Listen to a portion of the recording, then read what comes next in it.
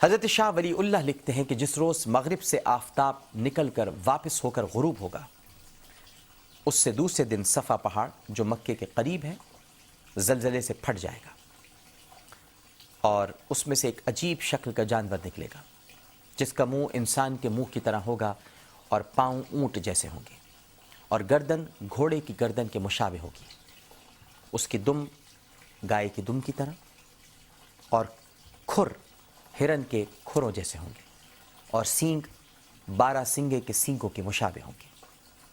ہاتھوں کے بارے میں لکھتے ہیں کہ اس کے ہاتھ بندر کے ہاتھوں جیسے ہوں گے، اور پھر لکھتے ہیں کہ وہ بڑی فصاحت سے لوگوں سے گفتگو کرے گا، اور اس کے ہاتھ میں حضرت موسیٰ علیہ السلام کا عصا اور دوسرے ہاتھ میں حضرت سلیمان علیہ السلام کی انگوٹھی ہوگی۔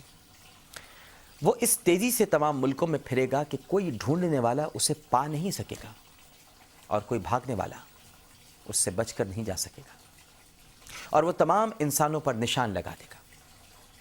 ہر مومن کی پیشانی پر حضرت موسیٰ علیہ السلام کے عصا سے ایک خط کھینچ دے گا، جس سے اس کا سارا منہ نورانی اور باروب ہو جائے گا، اور ہر کافر کی ناک یا گردن پر حضرت سلیمان علیہ السلام کی انگوٹھی سے مہر لگا دے گا، جس کی وجہ سے سارا منہ کالا ہو جائے گا، اور مومن اور کافر میں پورا فرق ہو جائے گا، حتیٰ کہ اگر دسترخوان پر بہت سی جماعتیں بیٹھ جائیں تو مومن اور کافر علیحدہ علیحدہ ہو جائیں گے۔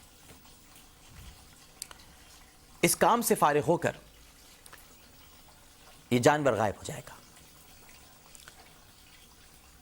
دابت الارض کے خروج اور اسباب کے بارے میں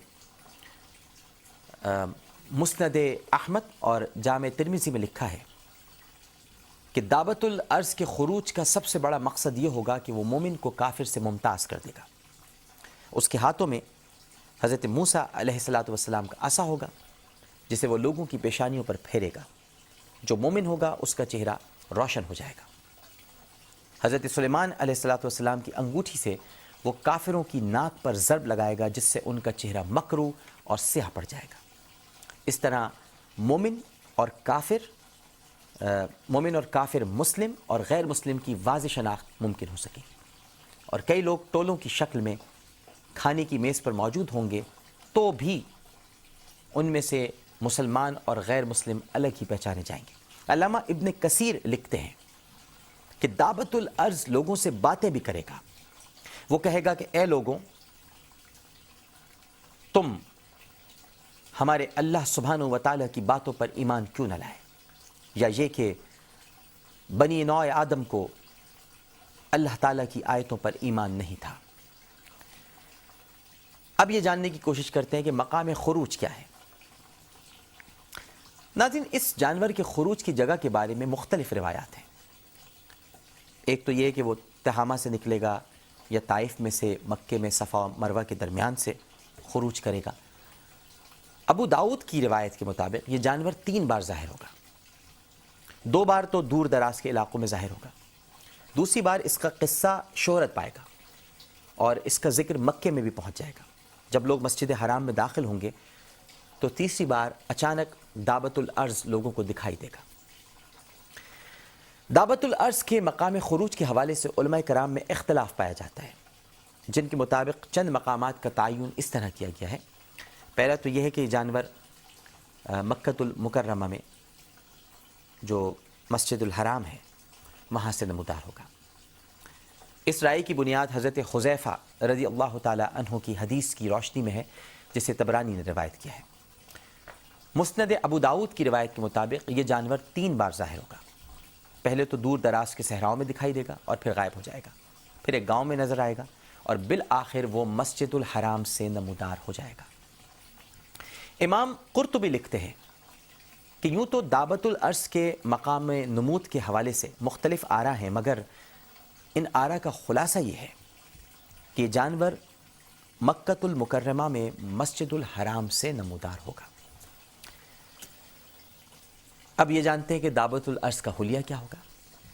دیکھیے، دعوت الارض کے حلیے اور وضاقتہ اس کے حوالے سے اس کا تعلق جانوروں کی کس قسم سے ہوگا، ہم یہ تو واضح طور پر نہیں بیان کر سکتے، لیکن کئی روایات ہیں. اب ایک روایت یہ ہے کہ کیا وہ حضرت فاطمہ بنت قیس تمیم داری کی حدیث کے مطابق قوی الجثہ عجیب الخلقت ہے؟ بعض علماء کی رائے یہ ہے کہ دعوت العرض کا حلیہ وہی ہے جو کہ حضرت فاطمہ رضی اللہ تعالی عنہا بنت قیس تمیم داری سے منسوب روایت میں بیان ہوا ہے. حضرت فاطمہ رضی اللہ تعالی عنہا بنت قیس تمیم داری کی بیان کردہ حدیث میں ایک جساسہ کا ذکر ہے جو ایک عجیب جانور ہے. اسے جساسہ بھی کہتے ہیں، جساسہ بھی ہے، اور دجال کے لیے یہ پہرے دار اور جاسوس کی حیثیت رکھتا ہے.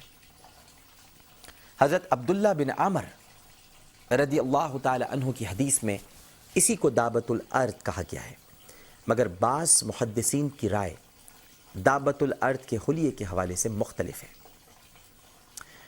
ناظرین، وہ رائے کیا ہے اور اس جانور کے نمودار ہونے کے بعد ایک زبردست آگ کس طرح دنیا کو اپنی لپیٹ میں لے لے گی، اس پر ہم انشاءاللہ اللہ نے چاہا تو کل بات کریں گے. پروگرام آثار قیامت کا وقت یہیں پر اپنے اختتام کو پہنچتا ہے. اللہم صلی علی سیدنا و مولانا محمد وعلی آلہ و اصحابہ وبارک وسلم وصلی علیہ. اللہ نے چاہا تو کل پھر حاضر خدمت ہوں گے. اپنا بہت خیال رکھیے گا. اللہ حافظ.